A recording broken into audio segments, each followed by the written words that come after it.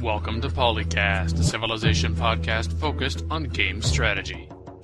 DanQ, Makahlua, Imran Siddiqui, TheMeInTeam, with guest co-hosts Neal, PieceofMind. Any volunteers? I will. Okay then. Wait, you're not on the call. I guess I have to introduce it. I don't know. Elmo wants to introduce it. This is episode 81. My name is Neal, and with me we've got Daniel Quick, Yes, you do. Makahlua, Who are you people and why do you keep waking me up so early on Saturday? Imran Siddiqui, Hi. TheMeInTeam, running on 100% game fuel. and PieceofMind. Howdy doody.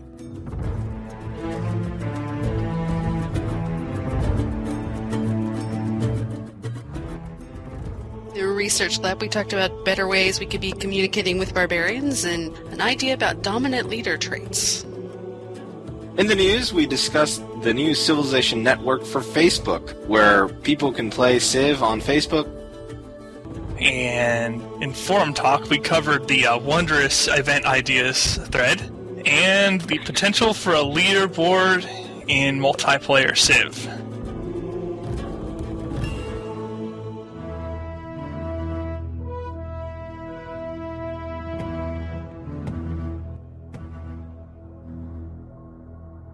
Come on into the research lab where we explore concepts that are not in Civ yet, but maybe in the future.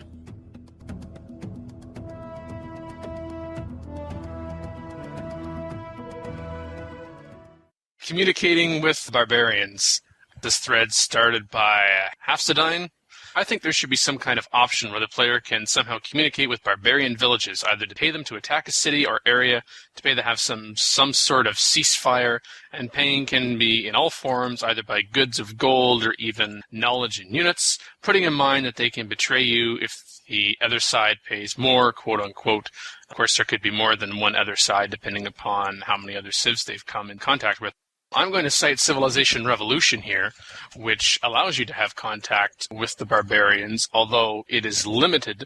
There really isn't a lot that's said that you can say to the barbarians. The barbarians just say that we enjoy living in filth and squalor, and we will take over your cities, and then when you capture one of their villages, sometimes you get gold. Sometimes you get a particular unit, not a unit that you killed, but you could get a great spy, for instance, which is a bit powerful, not suggesting that in Civ 4, but I do like the idea of just being able to talk to them, being able to contact the barbarians and say, hey, if we give you X amount of gold, then you will not attack us for X number of turns. You could say that there's then a chance that they'll turn around and betray you, but perhaps that could buy you some time, give you a little bit of benefit for having a little bit of gold in the bank. But I definitely don't think that communicating with barbarians should be as sophisticated as contacting another civilization on the planet. Yeah, maybe make it to where if you move a scout, say, into a barbarian village, you can bring up like a little mini dialogue, kind of like an event box. I do think it would be interesting. Maybe have this be something like that, or have the minor nations controlling the barbs to some extent. Because they already have that feature in the game, but outside of scenarios, you never see it. Yeah, that's a good idea. I don't like the thing about getting them to pay them to attack somebody else. Earlier episode, we had talked about mercenary army option. I would think of that as something separate from the barbarians themselves. But certainly to have them hold off from attacking you, and then if they didn't betray you, then maybe they then would go for somebody else nearby, so indirectly that could be to your benefit. It's true, I have some visions, bad visions of like high-level AI outbidding you consistently, and then you're just going to get dogpiled by the barbs under the current format, so it would have to be balanced if that were added. And then maybe the barbs can bribe you to destroy that darn Great Wall. Perhaps if on the first time you contacted the barbarians and you said it was going to cost 25 gold or something, maybe the next time it would have to go up in increments the amount of gold. They'd be like, oh yeah, well this time it's going to cost you blah. Blackmailing for fun and profit. Sounds good to me. I wish I could blackmail the AI earlier in the game. It's hard to come by gold before currency. I mean, all the communication we've got right now, and it's really not communication, is it? Communication by pointy stick.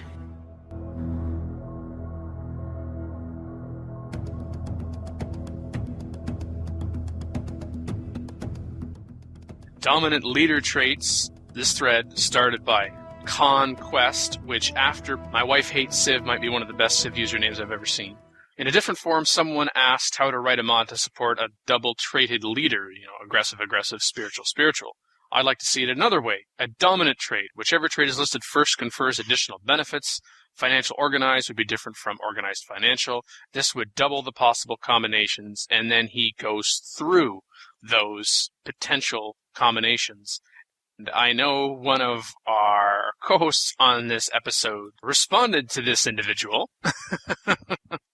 These suggestions come up all the time. And how many have actually been tried? I'm curious. Making traits a lot stronger. It would change the game so much beyond what it is at the moment. Just looking at aggressive, for example, that's insane.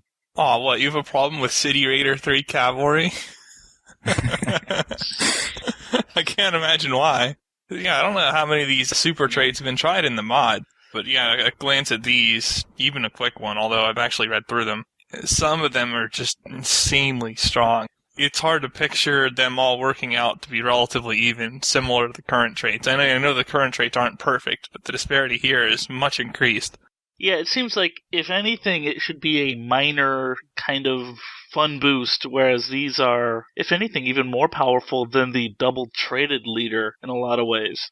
Yeah, almost you really need only one of the dot points out of each of these traits for them to still be a lot stronger. Like looking at the creative one, all government buildings, courthouses, jail security, bureaus, and so on get one culture. Like even that is probably not enough to make it a super trait, but any more than that, you just push the game in one direction. You don't diversify strategies. Come on, look at the point right below that. Improved worked tiles themselves produce culture. Like how much culture? If you got a culture for each tile you worked, you would flip cities really early.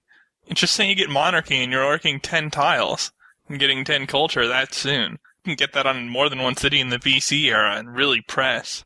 And if the AI had that, it'd be even worse. For anybody who's playing aggressively, if you had either aggressive already mentioned or even imperialistic, rivals are 25% more likely to capitulate. The spy unit cost is reduced 50%. Attached great generals get free leadership promotion. Wow. Instead of having imperialistic, and aggressive, can I take your aggressive and imperialistic? Would that be all right? Well, to be fair, it seems like for aggressive, for instance, all units start with Combat 1 or all military units have access to all promotions. It seems to be an or list rather than an and list. All right. In that case, it wouldn't necessarily be as bad, although I'm very wary about opening up any promotion to a military unit, because you can start putting things like commando on units that have 2 moves early in the game, or amphibious, and the dynamic of the game changes completely. Oh, come on. I want my City Raider machine guns. Yeah, you have fun with that. Amphibious Praetorians. Nobody's mentioned financial here yet, but that one also looks really strong. If you're getting just base commerce just for having pop, and it's +1 per 4 points, you start getting 3 or 4 extra commerce per city, you're starting to mimic the effects of the Great Lighthouse a little bit without doing anything or investing anything to wonder at all. Commodity trades in mass too. It's like having a shrine. That's pretty strong. Yeah, each trade which involves a commodity yields +1 gold per turn. I will trade my rice for your rice. Yeah, God forbid you get a vassal and make a lot of garbage trades and you get like 80 gold a turn or something. Because vassals will sell you anything and even multiples of resources. And as it's written right now, you'd be able to take full advantage of that. Even organized. Support cost of units outside borders is reduced by 50%. At Code of Laws, add +1 to road movement? Wow. It's not as strong as the others in my opinion, but it's definitely stronger than a normal trait. May develop tiles but not work outside of cultural borders. Yeah, that one threw me off a bit. What's the point of that? All I can think of is I know sometimes if I'm thinking, here's city X, I want to settle city Y, there's going to be some overlap. It can be nice to send a worker to start working what will be that tile in city Y while I'm working on getting a settler. So that way when the city's settled, it can start making use of that tile right away. So it's inside my cultural borders, but I don't know why you'd want to spend the effort of doing that if it's still outside of your cultural borders. Because if it's outside of your cultural borders, surely there is something you can be using your workers for closer to home. Exactly.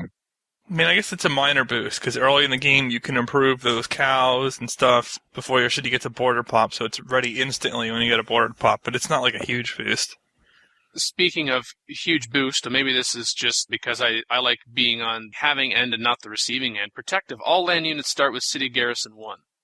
I would rather have drill, personally, because with City Garrison, that's not going to be very helpful on, say, a maceman when you're attacking with it. Whereas if you have drill, it'll be good offense and defense. Yeah, I guess he chose that because it was the protective trait, and he's thinking it would be being on the defense all the time. Well, yeah, but the current protective trait gives their archery units drill. So just like you could do it with Combat 1 with aggressive, you could have done that with a protective as well. Or give both, because otherwise this trait doesn't compare very well to the others. Yeah, I'd certainly take aggressive over protective in that list. Easily. So it's just like real life. Yeah, they made protective pretty bad in this thread, kind of like in current Civ. They kept the trend there. To be fair, the city defenses cannot be reduced below 1% per population point is kind of neat. Early in the game, like seeing numbers like 1% and 2%, I think it's a pretty pointless change. Well, philosophical cities can set great person bias by 50%, even if such a specialist is not available. So the example provided is a city running an artist specialist wanting a great engineer can select engineer and have a 50-50 chance of getting either. Whoa. All right, let's play Egypt and run those early priests. Yeah, you remember all those articles about managing your great people points? You can forget about those. Yeah. Obsolete. And then you get each city gains +1 beaker for 4 population points, so +1 at 4, +2 at 8. And each city gains +1 great person point a turn. Okay. Other than aggressive, that might be the strongest trait on this list. That's crazy. As compared to charismatic. Historic negative modifiers are dropped, ignored, overlooked within 20 to 40 turns, so you declare war on us will eventually be dropped. You are at war with us will not. Rioting cities recover 100% faster. Garrison troops count double for controlling population. Meh. That's cute, but its main point wouldn't work in multiplayer at all. This would be like a very nice trait in single player and like complete garbage in multiplayer. Because really all you'd be getting then is your rioting cities recovering a little bit faster for the most part. That's not a serious issue in multiplayer compared to other things. And your human players aren't going to forget that you declared war on them. If you could make it do that, that would be interesting. But yeah, if you want a Diplo in the game, that trait would let you win a Diplo victory every single game, pretty much. Because you could just negate any negative modifiers and get up to +8 really easily. Spiritual. Religions spread 100% faster. Up to 2 external religions will spread naturally to cities. Up to 3 internal religions will spread naturally to cities. The missionary unit cost is reduced 50%. Missionary missions are 100% more successful.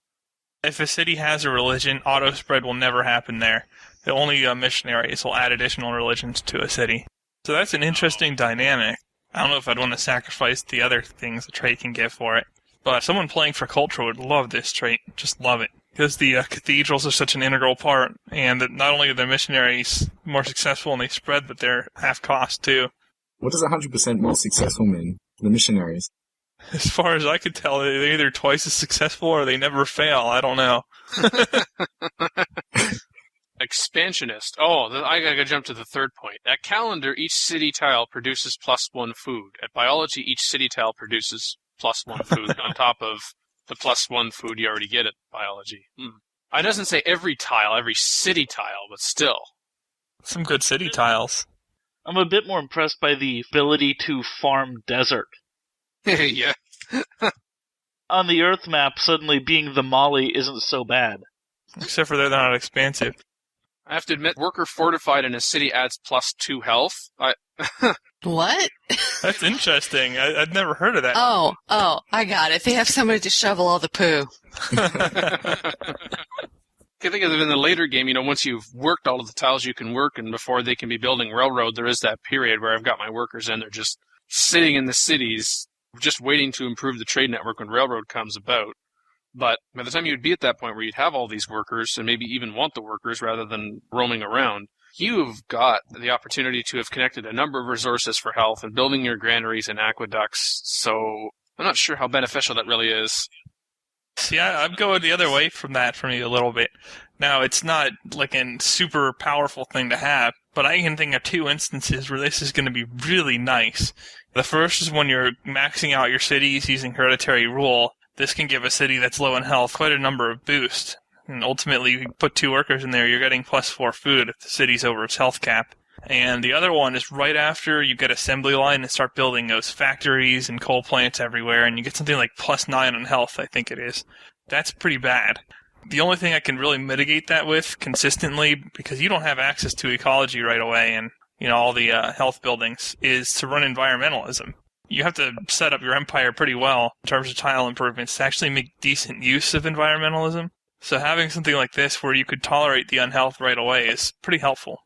Yeah, there is one problem with the worker feature. Workers can't fortify. Whoops. Oh yeah, that's true. They only sleep, huh?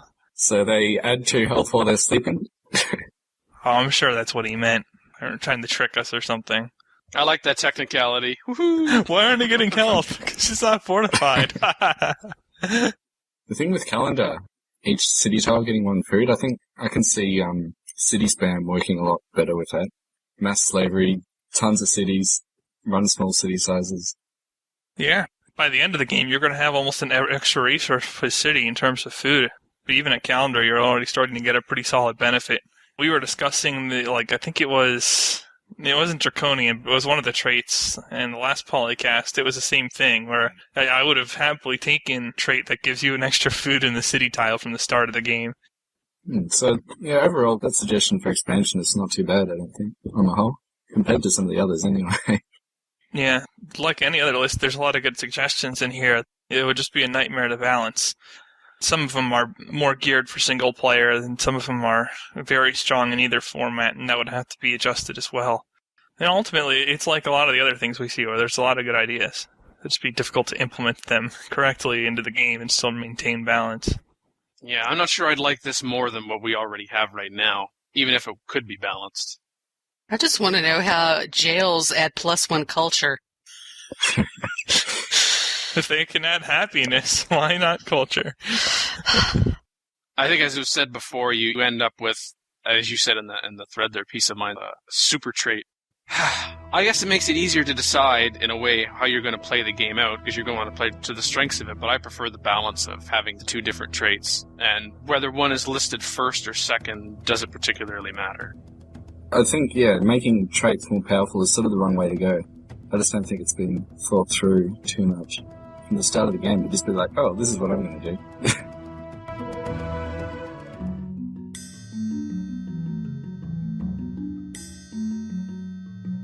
Here's what's been making news in the Civ community.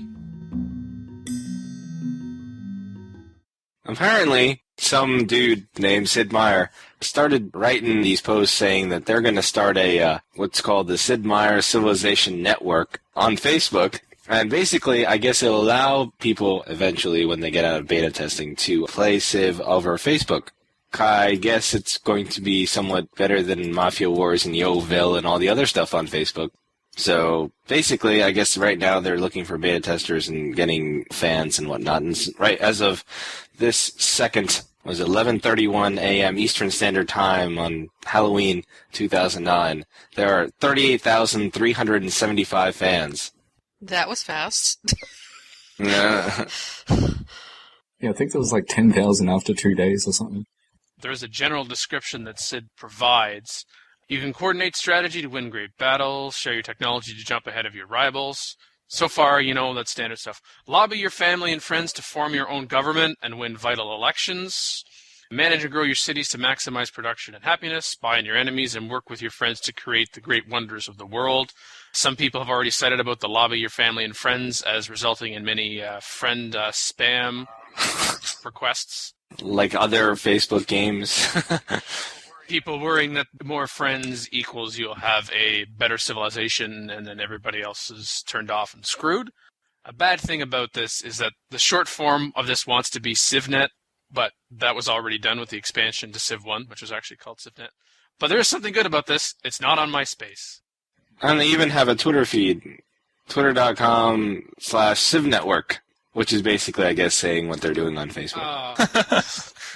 What's that? The Twitter thing? Jeez. I'm just trying to come to grips with the Facebook thing. Yeah, I'm a proud non-Twitter user, so... Apparently Dan is still stuck in 1995. Just because it's newer doesn't mean that it's better.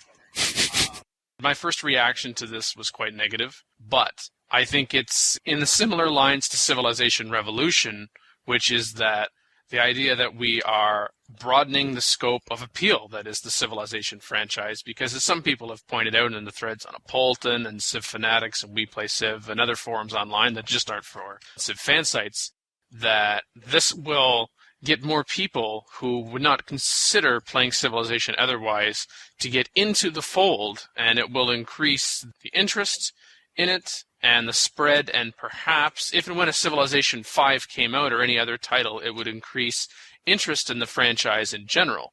Civilization Network, it does not appeal to me. I do not have a Facebook account, and even though this is Civ, it's not enough for me to get a Facebook account. At least what we know about the details right now are pretty general, so just the fact that Civilization will be on Facebook is not in and of itself enough. Just like the fact that Civilization was coming out on the console was not in and of itself enough. I needed to see the game actually in practice and the game being discussed and getting some more specifics before I decided, that this is something that I want to have. I still haven't decided to get Civ, right? I probably won't. Yeah, I don't have it. I've got it on the Nintendo DS, and that allows me to play Civ a way that I can't play Civilization 4, which is on the go without having to carry on a laptop with me, which I don't own, which would be a greater investment on top of it financially. But the thing is, Civilization Network doesn't fit that space. Like, where can I fit in Civ where I don't already have it? I guess you can access Facebook from your BlackBerry or your cell phones or whatever that way, but I don't have a cell phone that has that capability. It doesn't appeal to me. There isn't a spot where in my life I would like to have Civ where I currently don't. I think anybody who's super giddy and excited about it, that's great. I just hope you're not setting yourself up for a disappointment because you've made your expectations too high. Just like anybody who's right now is saying suck or fail. Look at it from the greater perspective like I have. Bad for me, but good for the series, which indirectly then becomes better for me because then perhaps a Civilization 5 can see the light of day. I do find it a little interesting that reactionary argument is calling for new blood. Yeah, me too. That doesn't make a whole lot of sense to me. I like Dan's soliloquy earlier, where it's like, I don't have a phone like that, and I don't have social networking. I'm like, you're just reiterating my point that you're still stuck in 95, aren't you? Like I said, just because it's new doesn't mean it's better. And for me, Facebook doesn't offer anything to me that is of interest, so... Come on, Dan, even my mom's on Facebook. Just do it. Civilization Network will be free to play. Although, according to the Gamma Sutra article, Meyer did not reveal any monetization methods, which may or may not include virtual item buys and advertising. Well, there'll probably be ads. Yeah, I don't worry so much about ads as virtual item buys, depending upon how that's implemented. Yeah. Having seen the way some of the other Facebook games work, I really don't like the microtransactions they have in those. Because it lets somebody sit there and spend like $20 and then they're like this much ahead of you. And that's not in the spirit of Civ. I'd spend a couple bucks for some mechanized infantry units in 2000 BC. I think for optimism, though, that the turn-based nature of Civ is well-suited to social networking sites like Facebook is a positive. Deliver it in a different method, like consoles and now on a social networking site. As was said, that's a way to get new people to play it. Let's go to where they are and give them an option with where they're already established. As I said, that makes sense to me. But since I'm not there, it's not something that is of interest to me. And you know what the other bonus is? Then you can finally say, PolyCast, every regular co-host plays Civ. You are committing yourself right now to playing Civilization Network. Is that what you're saying? Hey, yeah, it won't take that much time. I think it's going to be so different to the Civ games we have at the moment. It's almost typical of Firaxis actually to tag Civilization onto any new product now. Like colonization is really not Civilization. The number of people who come up saying, oh, do I need Civilization 4 to install colonization. This is going to be very, very different. I mean, there's so many things they're going to have to be careful about. How are they going to prevent griefing, for example? Like, are you actually going to be able to attack people? I guess. Why wouldn't you? That's pretty core to Civ. I think that a lot of people who don't play Civ anymore will say, hey, this is like a little Facebook game that, whenever I log on, I can make like a move or something and I can just play it like that. And it's easy, won't take up too much of my time. But how many people is that? People who play Civ and don't play anymore. Exactly, but I mean, there's a lot of those. Opinions are definite all over the place, and understandably so. Well, I'd like to see a mock-up of what it's going to look like, though. There's going to be a beta test, but it's going to be a closed beta test. Yes, but at least they could show a screenshot of what they have now. Yeah, it makes me wonder if, because it's going to be a closed beta test and they're asking people to get ready for that, they haven't said when that's going to start, how many people they're going to take, what the criteria is going to be. Mm-hmm. Either they're not that close to the beta test yet to opening it up because they want people to get some more information and see what it looks like and have a look at the interface and the graphics, or because it's a closed beta, they're not actually going to disclose any of that, and they want people who are just interested by the nature of the description, that those are the kind of people that they want to join, regardless of how it's currently looking or playing right now. The interesting thing is, and I just saw this as I was clicking around in the Facebook friend page of it, an article on Joystick mentions that Brian Reynolds is now the chief designer at the social gaming developer Zynga. Yes, this is true. They found it interesting that both of the Reynolds and Meyer are getting into social gaming, maybe to expand their brand a little. I think the big thing to remember about this is that a lot of the us and a lot of the comments that we're seeing on it are all from kind of the old Civ diehards. And I don't know that we're really the target of this Facebook Civ. I don't think so. If you happen to overlap, that's one thing. That's a positive coincidence, I'm sure, as far as they're concerned. But yeah, it's just like with Civilization Revolution. I think their target is really almost solely the Facebook crowd. Like, it's a young group of people, probably their target sort of audience, target age group. People who have time to play games even. And I mean, if you remember, Sid has said constantly that he's very interested in massive multiplayer type of things, and it's not like Sid is the lead designer on whatever Civ game is going to be coming out installed on the PC. Sid likes doing his own little thing. Yeah, what does he actually do now? Like Civ Rev, it's something that a lot of hardcore Civ players were like, what? What the hell are you doing? It seems like Sid just wants to do what he wants to do, and like people want Civ 5, like, well, he'll just pass it on to other designers and just say, hey, you guys do the next version of that. I'm just going to be the creative director. You just can bounce ideas off me and I'll help you out, but I want to do things that I want to do. I read a comment where the guy was saying, well, perhaps this is a precursor, and they're going to see how this works in order to go on to the ultimate goal that Sid seems to have, is have an MMO Civ game.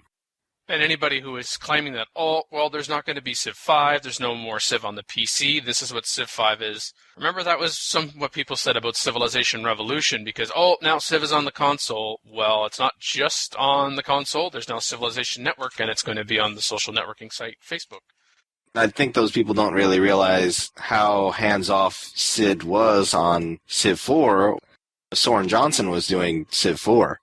If there's money to be had, they'll make the games. Pretty simple. It amuses me, all the people who are like, oh my god, this is horrible. Like, if you don't want to play it, don't play it. So should we speculate on when we'll see this Civ network? I believe it was said next year it's going to be released, 2010. So this is the fall of 2009. Let's start taking predictions for 2010. When in 2010? I'm guessing October. I'm going to go with July. Well, those are the two most reasonable predictions. I'll say second quarter. No, third quarter. 2010. There you go. Third quarter. Oh, sure, you're taking a whole quarter. Imran and I here are picking a month. Come on now. Hey, what do they usually say when they're going to release a game? They say which quarter they're probably going to release it. Yeah, but this is a Facebook game. Imran and I are going out on a limb by restricting ourselves to a 30-day period. Yeah. Well, you know what happens when you go out on limbs. Depends on which limb.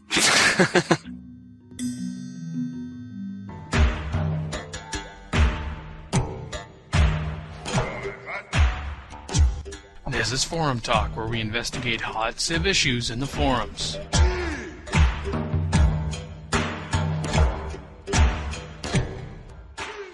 So, while Philip puts his microphone on mute while he rants, the rest of us can talk about... I don't know what you're talking about. Event Ideas thread started by Voltage, and I have to say that some of them I was turned off simply because they chose a particular civilization to use in the event, like they actually named it. Now, I suppose if you could say that that was variable, like rather than putting in India, for example, or France or China, you could have in square brackets, like actually put a particular civilization so that it wasn't always specifically tied to that civilization, because it seemed like that they were trying to have some sort of historical basis or historical reasoning for assigning that particular event to them. So any one of those I saw, I just ignored them. I wasn't interested for that reason, but I mean, that's an own personal bias. I thought that they would be doing that just as an example to show where the event came from, but that it wouldn't necessarily tie to that Civ in the Civ game. Yeah. So that's the way I interpreted it. There just has to be a swine flu one, doesn't there? It's a good example of why I hate events so much. -2 pop in every city. I mean, come on. How many millions of people would you be killing off due to swine flu as a result of that? Or like the quarantine, that's not as bad. But if you have to pay money to do it, you could be screwed depending on when this happens to you. I love the one in the third post by Blin Thui or something. He got warned for flaming. Oh, yeah. I like our pilots gained vital experience in the war, get those pilots better equipment, fund the pilots to make a flying school, show this to the world, get these guys in aircraft shows where you either had some upgrades and promotions or a diplomatic improvement or a happiness improvement in all your cities. I like that event. I guess because I just like to see more promotion availability, period, for air units. That seems like it should be the result of a build this many planes quest. I suppose it would be better as a quest, yeah. The other thing, most of these events are hard to sort of imagine, I guess, without knowing how frequent they'll be or how likely they are. Someone made that comment near the end of the thread, I think. Should some of these events only appear every 10% of games or so? If you have events, I would rather see them balanced so that they can appear in the game consistently and they don't have like ridiculously game-changing effects. And some of them are pretty tolerable to even nice. Like, for example, 7, you capture an enemy military scientist, and you get your choice of whatever. I think the novelty wears off. When Beyond the Sword first came out, like all the events were like, ooh. I don't know if you want a regular game feature to have its selling point be its novelty. I mean, these things, at least when I first saw events in Beyond the Sword, I pictured them as a dynamic in the game that your actions affect them. And to an extent that's true if you know the random event code well enough. But some of the ones that are just so overpowering or so damaging, they're really a turnoff to playing a certain way. Anyway, I think the best post in the thread is Lemon's number 37. Oh, God. I haven't even read the rest of it, just the healthcare in the first line, and you already know. I didn't even have to get there, and you said healthcare, and I already know what this is going to be. Stuff flame wars are made of. The number 40 is kind of fun. Yeah. You lose. The single option. Darn. An ancestor of a human has been uncovered in the ice mountains. It supports Darwin's theory. Burn it, +1 with all religious leaders. Study the corpse, find out where we came from, +1 science in all universities. Lesson number 17. Oh no, a scandal is about to hit the papers. Our politicians have been using government funds for personal gains. Let the story run, +1 gold from all broadcast towers, -1 happiness for 5 turns. Do not doubt us, convert immediately to state property. Okay. Like the first option was like, that's in the convert immediately to state property. Whoa. I mean, you could just say, well, as soon as I can switch back, I'm out of it again. Well, yeah, but -1 happiness for 5 turns isn't that bad either. Especially since you're getting gold per turn for it if you have broadcast towers. Yeah, so it's really kind of like... It's kind of a joke event. I wouldn't mind getting it, but... I really like number 6, actually, the offer of a mutual training program for military units. Yeah, I do too, actually. The only kind of problem I can see with that is, like, if the French are your ally or even your vassal, then there's no reason not to. It would be neat if it specifically targeted ones that you're annoyed or worse with. I don't know, it makes sense that a friendly civ would do that, more so than someone who hates you. Like, it probably wouldn't be encouraged when Russia was the USSR, well, all those countries were, to, like, do a joint military training program with them, as opposed to, say, England. That's fair. Mutual military training assumes that you're not going to be attacking each other when you're done with it. I'm just saying from a game balance perspective, to make it a real dilemma which choice to go with. Oh, well, there's no dilemma at all. I mean, if it's between you and the AI, you take the promotion. You can use it a lot better than the AI can. The AI barely builds tanks or doesn't know what it's doing when it does. Now, one thing I see in all these event suggestions, and they never have a very important element of them, and that is the prerequisites and weights. We touched on the weights earlier, but Leo, what's the likelihood of each of these things to happen? And what do you need to have unlocked in order to get it? Like, can you get access to Joe 1 tanks before you can even build tanks? Because one person might have industrialism, the other one not. When can swine flu hit you? You know, when are you going to have the option of converting to state property or having your broadcast towers boosted? And I would love to convert to state property in, like, 2000 BC, for example. But, you know, obviously it wouldn't do that. But then where would you make it this an event viable? Like, all these things have to be thought out. The other thing is, a lot of them are a fairly clear choice. Like, there's not really much, it's not an interesting decision. It's one of the whole points of Civ, or one of the design goals or whatever, that it's a series of interesting decisions. I think Maya said that. Just looking at the first event, what are they? Declare war, -3, deploy. Yeah. Destroy their mines, like, that's pretty pointless, who cares? So it's pretty much just -3, -2, or -1. I don't think the decision is very interesting. No. Some of them are very good though, like the pilot one. The French offering the training, I think that's a bit more interesting. The rare events that can just end the game. Those are the ones that are really shouldn't be in the game.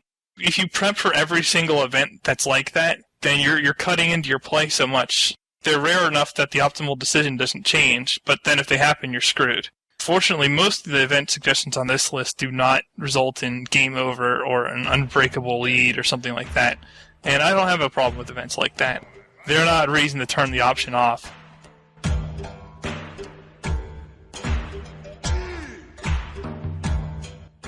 Leaderboard for multiplayer, started by Thoughtful Thug.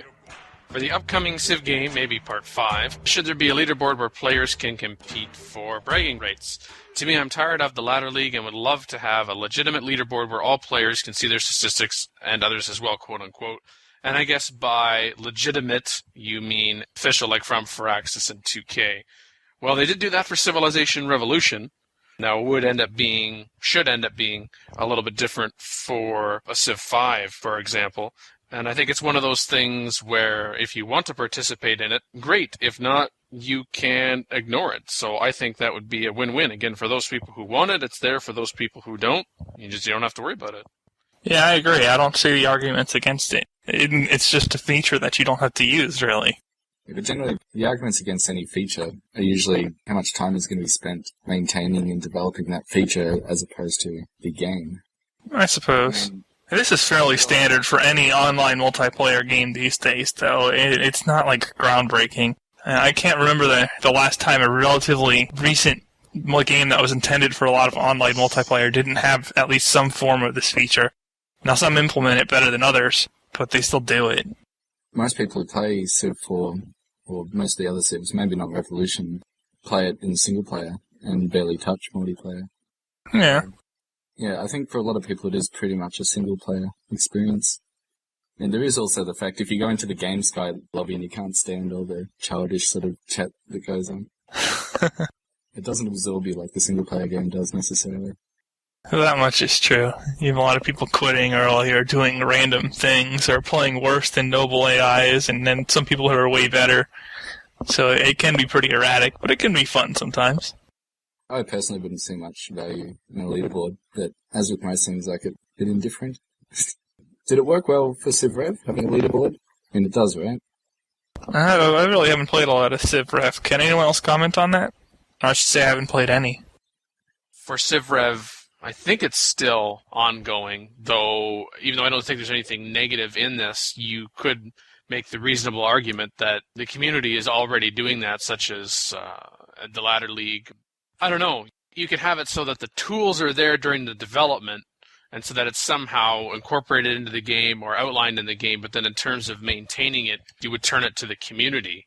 Or you could just say from the outset, we're not going to try to reinvent the wheel, or there are people who are willing to step forward to help manage this. Because I guess the biggest thing would be after the game's release, are you going to continue having one or more paid employees manage this?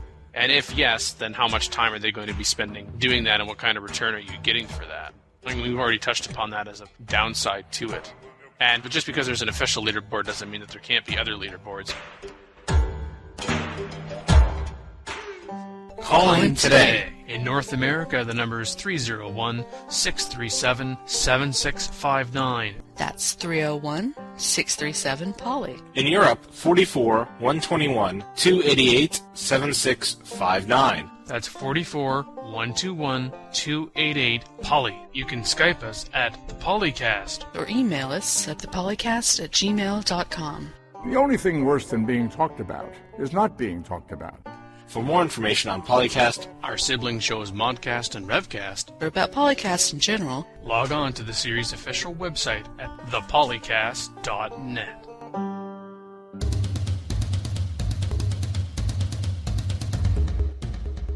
A natural shoreline will create irregular continents and tiny islands in certain regions. A pressed shoreline will create more compact continents and likely also a few tiny islands in. And a solid shoreline will create very compact continents without islands, save rarely one or two larger ones. I guess I just had it as more of how it would look on screen, not that it actually had an impact on actual gameplay. I think there's a fair few map scripts where it doesn't matter anyway. Well, some map scripts don't let you choose it, so yeah, for some it doesn't matter. Thank you for listening to episode 81 of PolyCast. I'm DanQ, and I've been joined by our first-time guest co-host, PieceofMind. Oh, I meant to say something. Here's where you say something fun. Peace out. Returning guest co-host, Neal. It's been fun. Fellow regular co-host, Imran Siddiqui. where am I? Who are you people? TheMeInTeam. When you get the swine flu event, think of me. And Mackie. It's nap time now.